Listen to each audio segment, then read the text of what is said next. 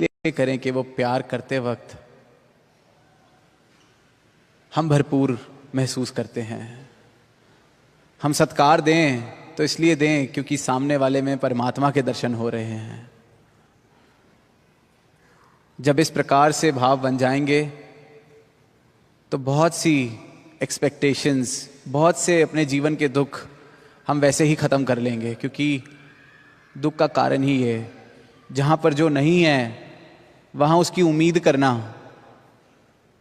अब अगर जो गाड़ी पेट्रोल से चलती है उसमें पानी डालकर हम इंजन स्टार्ट करेंगे तो गाड़ी तो स्टार्ट नहीं होगी।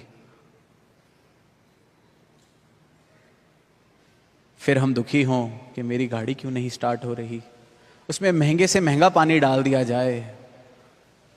जो हम सुनते हैं कि फलाने व्यक्ति का पानी फलाने देश से इंपोर्ट होता है, इतने लाखों का, इतने करोड़ों का पानी साल भर में कंज्यूम होता है, वो वाला पानी भी अगर उस गाड़ी में डाल दें, गाड़ी तो स्टार्ट होने वाली नहीं। डलना तो उसमें वही पेट्रोल या डीजल या आप चाहे इलेक्ट्रिक कार्स व्हाटएवर।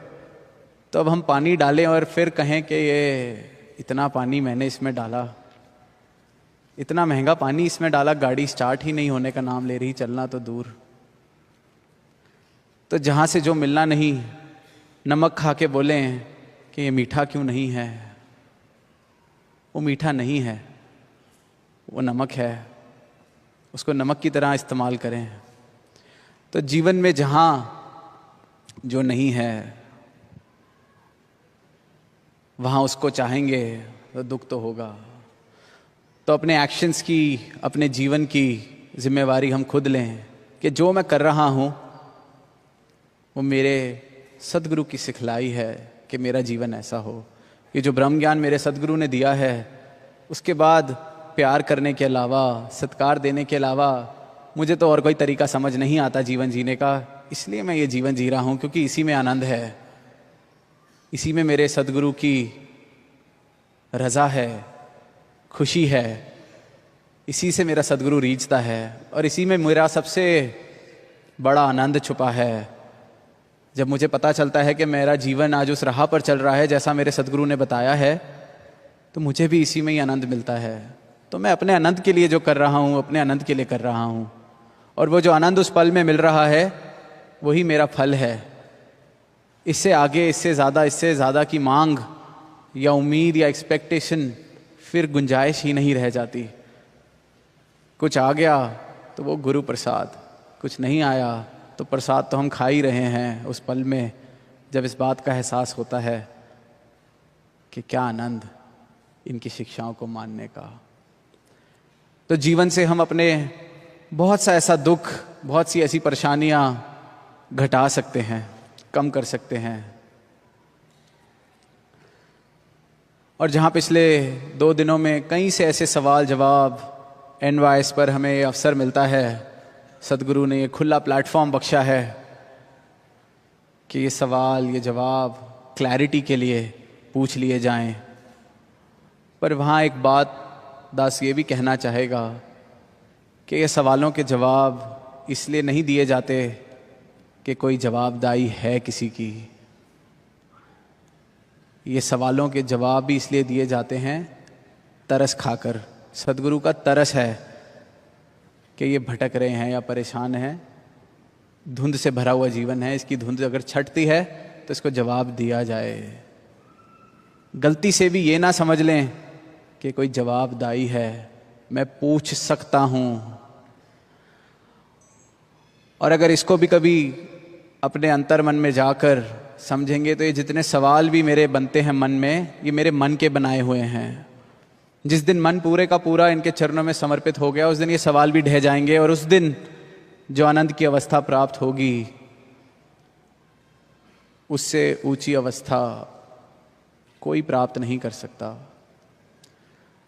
पर ये दयाल हैं, फैसिलिटेट कर रहे हैं कि अगर किसी का सवाल इसलिए पूछा जा रहा है कि वो उस अवस्था के नज़दीक पहुंच सके तो ज़रूर उसका जवाब दिया जाए।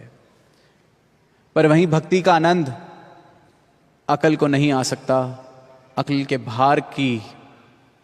के भार का ये सब्जेक्ट है। अकल भी हमारा अहंकार है। तो ये उस अकल को धीरे धीरे सवालों के जवाब के थ्रू ख़त्म करने में हमारी मदद कर रहे हैं, एहसान कर रहे हैं कि क्यों इन अकलों के सोचों के चक्कर में परेशान चल रहा है, आनंद ले सकता है ले ले।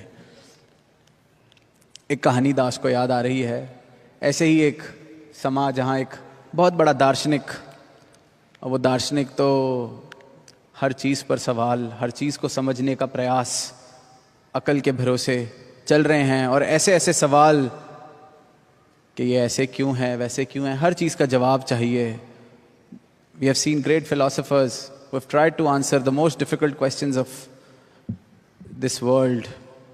ऐसा ही एक इंसान, वेल रिस्पेक्टेड, बहुत प्रसिद्ध, और उसी शहर में एक बहुत ही सहज बड़े सूफी संत भी रहते थे। तो अक्सर जब दोनों ने मिलना तो उसने अपने अंदाज में, दार्शनिक ने किसी न किसी तरीके से कोई ना कोई ऐसे सवाल पूछ लेने जो उसको पता था कि इनका कोई भी ये जवाब देंगे तो मैं आगे से एक और सवाल खड़ा कर दूंगा, एक और सवाल खड़ा कर दूंगा। तो उनकी एक प्यारी सी एक रिलेशनशिप चलता, और सूफी संत भी बड़े आनंद में कुछ ना कुछ उसको जवाब दे देते।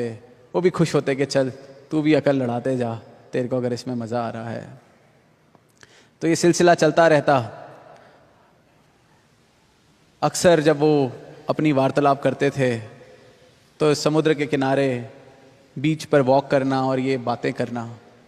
तो एक दिन वो दार्शनिक आया और वो क्या देखता है कि वो सूफी संत समुद्र के तट पर बैठा है, और जब वो देखता है कि वो समुद्र के तट पर बैठा हुआ क्या कर रहा है, वो थोड़ा हैरान होता है।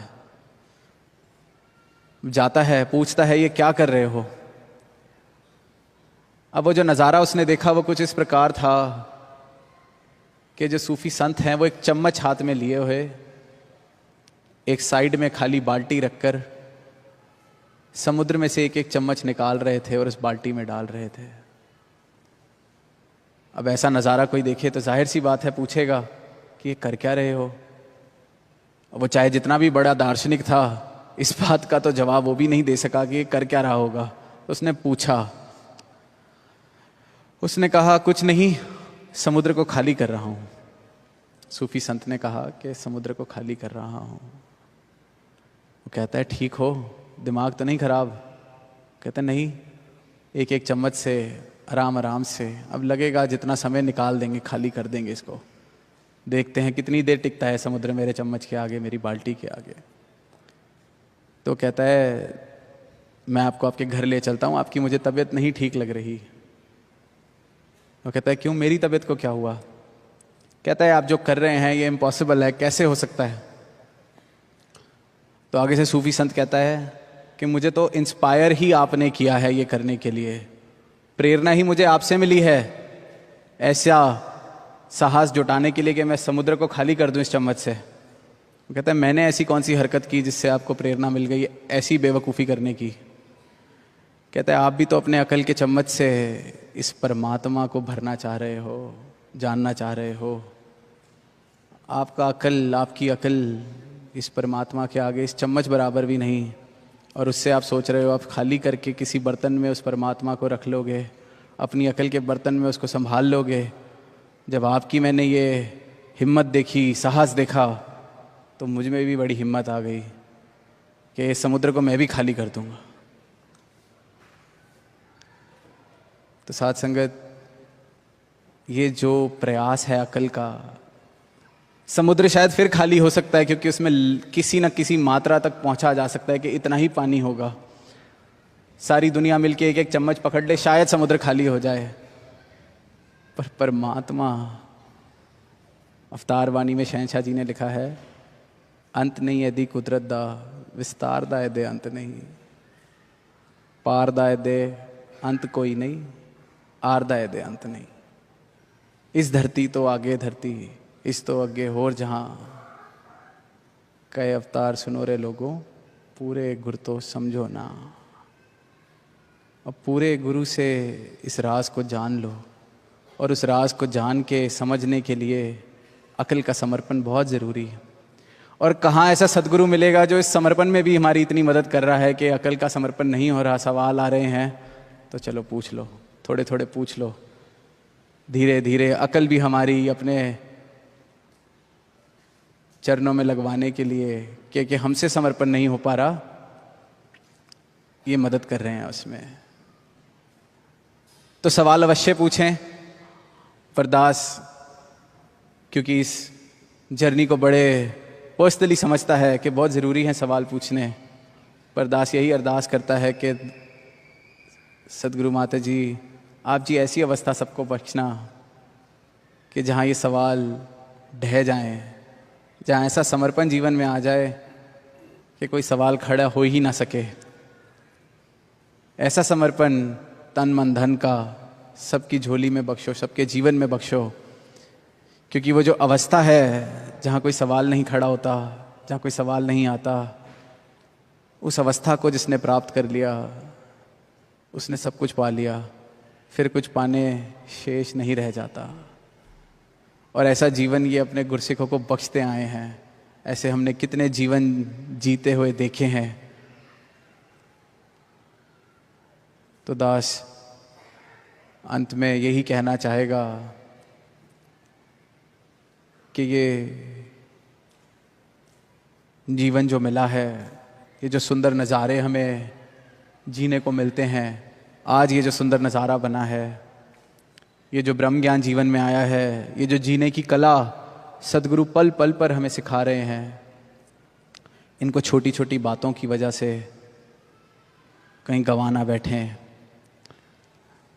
ये जो साथ संगत का परिवार हमें मिला है, ब्रह्म ज्ञानी संतों का साथ हमें मिला है, ये किसी छोटी छोटी बात की वजह से इससे हम दूर ना हो जाएं।